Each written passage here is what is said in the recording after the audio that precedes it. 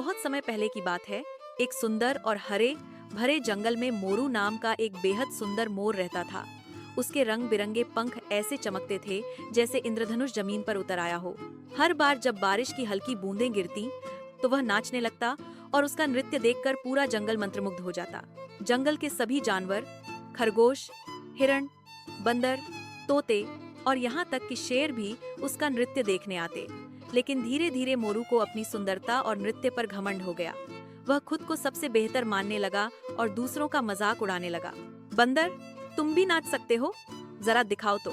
हाय रे खरगोश, इतनी छोटी सी पूंछ लेकर तुम भी मेरे सामने खड़े हो। जानवरों को यह अच्छा नहीं लगता, लेकिन वे चुप रहते थे, क्योंकि वे मोरू से डरते नहीं थे, बल्कि उसकी सुंदरता और कला से प्रभावित थे। एक दिन जंगल में एक बूढ़ा कछुआ आया, जिसका नाम था काम्बू। वह शांत स्वभाव का था, लेकिन बहुत ज्ञानी। जब उसने मोरू का व्यवहार देखा तो वह चिंतित हो गया। एक शाम काम्बू मोरू के पास गया और कहा, बेटा, सुंदरता क्षणिक होती है, सच्ची खूबसूरती विनम्रता में होती है। मोरू हौस पड़ा, कछुए बाबा, आप जैसे धीमे और भद्दे जीव मुझे क्या सिखाएंगे? आप तो खुद अपने खोल में छिपे रहते हैं। सारे जानवर चुप हो गए। काम्बू कुछ नहीं बोला, बस मुस्कुराया और वापस चला गया। कुछ दिनों बाद मौसम अचानक बिगड़ गया। आकाश में काले बादल छा गए, बिजली कड़कने लगी और मूसलधार बारिश शुरू हो गई।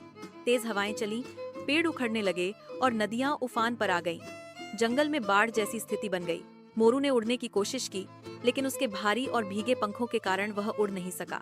वह घबरा गया और मदद के लिए इधर उधर भागने लगा, पर सब जानवर अपने आप को बचाने में लगे थे। तभी काम्बू धीरे धीरे आता दिखा। उसने मोरू को देखा और कहा, मेरे पीछे आओ। मोरू अब मदद का मोहताज था, इसलिए वह चुपचाप काम्बू के पीछे चल पड़ा। काम्बू ने उसे और बाकी जानवरों को एक ऊंचे टीले पर पहुंचाया, जहां वे सुरक्षित थे। वहां पहुंचकर मोरू काम्बू के पास आया और सिर झुकाकर बोला, मुझे माफ कीजिए बाबा, मैंने घमंड में सबका दिल दुखाया। आपने आज मेरी जान बचाई, आप सच्चे मित्र हैं। काम्बू मुस्कुराया और बोला, बेटा, सीख वहीं होती है जहां विनम्रता होती है।